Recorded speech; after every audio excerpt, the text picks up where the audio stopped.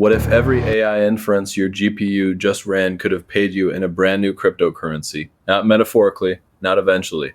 Literally, same GPU, same workload, mining a token as a byproduct, with essentially zero compute overhead on top.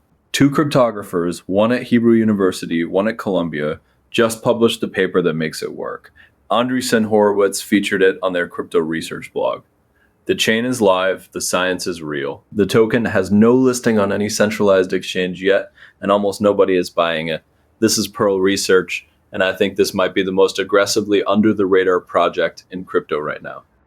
Quick context, if this is your first CSG video, I called BitTensor at $8, I called Caspa at 1 cent, I called Tibber at 2 cents. I cover one project per week, and I do not do paid token deals.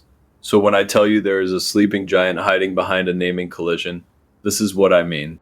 If you do not want to find sleeping giants after the people who already bought them, subscribe. One deep dive like this drops every week. Here is what Perl Research actually is. It is a layer 1 blockchain forked from Bitcoin where the mining puzzle has been replaced. Instead of brute force hashing, the thing Bitcoin miners do that burns electricity for no economic byproduct, Perl miners run matrix multiplication, the exact operation at the heart of every AI inference and every AI training run on planet Earth. So while your GPU is generating an AI response for a real user, it is simultaneously producing valid proof of work for the Perl blockchain. The team calls this 2 for 1. The pitch in one sentence, the Bitcoin of AI compute, and the technical paper that makes it actually work is the part the market has not absorbed yet. Let me prove that claim is not vapor. The paper is on the IACR Cryptology Archive and on ArcZiv, titled Proofs of Useful Work from Arbitrary Matrix Multiplication. Authors Ewan Komargodski, faculty at Hebrew University of Jerusalem, around 2,000 academic citations across cryptography and complexity theory. And Omri Weinstein, computer science at Columbia. The main theorem of the paper proves you can produce proof of work from arbitrary matrix multiplication with 1 plus little o of 1 multiplicative overhead. In plain English, the security layer adds essentially zero compute tax on top of the AI work the GPU was going to do anyway. Andreessen Horowitz Crypto then featured the paper publicly on their research blog. This is not crypto pro vapor, this is academic cryptography at the IACR level. The trick is something the paper calls noisy matrix multiplication. 2 random low-rank noise matrices get added to the miner's inputs. The GPU computes the noise product, then the noise gets peeled off cheaply on the way out, and the actual matrix multiplication is recovered. A hash-based zero-knowledge proof built on Plonky 2 compresses the entire trace down to about 60 kilobytes per block. Bitcoin's consensus rules wrap around all of it, same difficulty adjustment math, same longest work tip selection, same unspent transaction output ledger model. The chain is actually live. Block height passed 52,000 earlier today. Around 146 million Perl tokens are already in circulation. That is about 7% of the 2.1 billion hard cap. Mining is happening, blocks are clearing, the explorer is real. The science works. Now here's the problem the market has not solved. There is a completely separate project on Solana called Perl Labs, spelled P-E-R-L-E. They do AI data labeling. They use the ticker PRL. They raised $17.5 million from Framework Ventures and Coin Fund. They listed on Bithum and Upbit last month. They pumped 67% on listing day. So every time someone types PRL into CoinGecko, into CoinMarketCap, into Coinbase Search, into BitGet, they land on Perl Labs. Not Perl Research, 2 completely different projects, no relationship between them whatsoever, sharing 4 letters of the alphabet and absolutely nothing else. Perl Research has not publicly rebranded or addressed this confusion, as of today. That is the single largest unresolved obstacle to Perl Research breaking out. And the same naming collision is the reason you can still get in before the market sorts it out. Now let me argue against myself. Perl's tokenomics has one structural problem the white paper does not really answer. The flywheel in their economics section has 4 steps. 3 of those 4 steps are supply side, more miners, more compute, more security.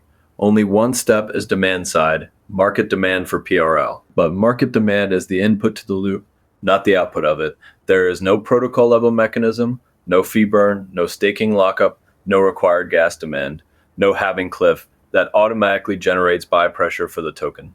The white paper hand waves a future rebate mechanism in a forthcoming general equilibrium paper. Until that paper publishes and that mechanism is implemented on chain, PRL has constant emission pressure of roughly 1.5 million tokens per day and zero protocol level buy pressure.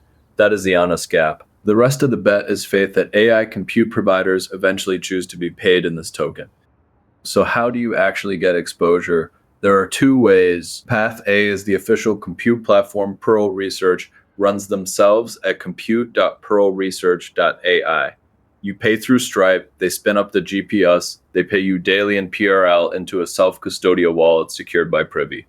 Zero technical setup. Convenience product. The catch, they take a margin and they keep any PRL produced beyond your contracted scope. Read the terms before you buy. Path B is renting your own GPU from Vast.ai or RunPod and running the open source Perl mining stack yourself. You keep 100% of what you mine. You can either solo mine or join the Mineprl pool, which is currently aggregating around 200 GPS. Path B nets meaningfully more per dollar deployed in exchange for some hours of technical setup. And the floor on either path, Perl mining is Hopper class GPS only. H100s and H200s. Consumer cards do not work, 4090 does not work, Ampere does not work. This is not retail-friendly mining. This is data center economics with a retail entry point through Path A. The numbers, as of today, Perl is not on any centralized exchange. Price discovery happens on a peer-to-peer over-the-counter market at pearl-otc.com. As of recording, that market is actually offline. The team is migrating from version 1 to version 2. The last verified mid was about 68 cents in early May. At that price, implied market cap around $99 million, implied fully diluted valuation around $1.4 billion. That is comparable to where Akash and EO.net trade today. Perl Research is not undiscovered anymore. It is mid-cap and waiting. Quick question for the comments. If Perl never implements the rebate mechanism, if the demand-side flywheel never materializes, does the token still go up on narrative alone? Drop your take below. What I am watching? 1. The Perl OTC version 2 launch. Until that ships, there is no functional venue to enter or exit positions. 2. A first-tier CEX listing, Bybit, MX, anyone serious. The implied FDV at current OTC levels says the market is already pricing in a listing. 3. Any public response from Perl Research to the Perl Labs naming collision. Silence is mildly bearish. A coordinated rebrand or aggressive differentiation would be a real signal. 4. The rebate mechanism paper. If that publishes and the math holds, the flywheel critique partially closes. If you are positioning in early stage rotations like this, here is my stack: Blowfin for perps, Ledger for cold storage, TradingView for charts, CoinTracker for taxes, all 4 linked in the description. Perl Research is high volatility pre-listing, pre-team disclosure, not financial advice. Where I land, this is the most academically credible AI crypto project the market has not absorbed. The naming collision is real. The flywheel is honestly the weakest part of the design, but the science is real, the chain is live, the credentialing is sitting right there in the IACR archive. Worth watching. Real-time research drops on X first at Crypto S Giants. I will see you in the next one.